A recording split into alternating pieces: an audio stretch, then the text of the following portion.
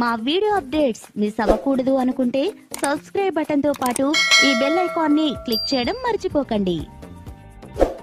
Russia అధ్యక్షుడు Vladimir Putin రాజకీయాల్లో ఎంతటి బలమైన నేతో వ్యక్తిగత జీవితంలో అంతటి రహస్యాలను కలిగి ఉంటారు. ఫిట్నెస్ మరియు క్రమశిక్షణకు మారుపేరుగా నిలిచే పుతిన్ ఇప్పుడు ఒక సంచలన ప్రాజెక్టుతో వార్తల్లో నిలిచాడు. అమరత్వం సాధించడమే లక్ష్యంగా ఆయన భారీగా పెట్టుబడి పెడుతున్నారని సమాచారం. న్యూయార్క్ టైమ్స్ నివేదిక ప్రకారం వృద్ధాప్యాన్ని జయించి ఆయుష్ను పెంచేందుకు రష్యా సుమారు $26 బిలియన్ అంటే దాదాపు 2 లక్షల కోట్ల రూపాయల విలువైన భారీ ప్రాజెక్టును చేపట్టింది. ఇందులో భాగంగా జీన్ థెరపీ, ల్యాబులో శరీర అవయవాల తయారీ, జంతువులలో మానవ అవయవాలను పెంచటం మరియు క్రయోథెరపీ వంటి అత్యాధునిక సాంకేతికతలపై పరిశోధనలు జరుపుతున్నారు.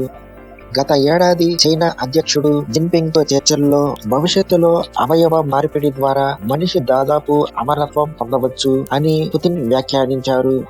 అప్పుడు దానిని సాధారణ చర్చగా భావించినప్పటికీ ఇప్పుడు జరుగుతున్న పరిశోధనలు అది చాలా సీరియస్ ప్లాన్ అని నిరూపిస్తున్నాయి. 2024లో ప్రారంభమైన న్యూ హెల్త్ ప్రిజర్వేషన్ టెక్నాలజీస్ అనే ప్లాన్ ద్వారా 2030 నాటికి 1.75 లక్షల మంది ప్రాణాలను కాపాడాలని రష్యా లక్ష్యంగా పెట్టుకుంది. ఈ పరిశోధనలోని ముఖ్యమైన అంశాల గురించి తెలుసుకుందాం.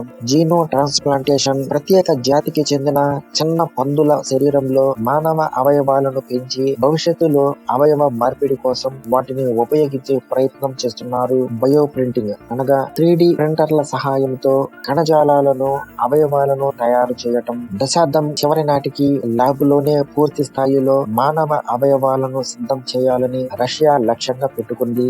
ఈ ప్రాజెక్టుపై అనేక సందేహాలు వ్యక్తమవుతున్నాయి. అంతర్జాతీయ స్థాయిలో ఈ పరిశోధనలకు సంబంధించిన వివరాలు లేకపోవడం మరియు రష్యా శాస్త్రవేత్తల వాదనలను స్వతంత్రంగా నిర్ధారించుకునే అవకాశం లేకపోవడంతో ఇవి కేవలం పుతిన్ ఆశలు లేదా రాజకీయ ఎత్తుగడలు అని కొందరు నిపుణులు విమర్శిస్తున్నారు.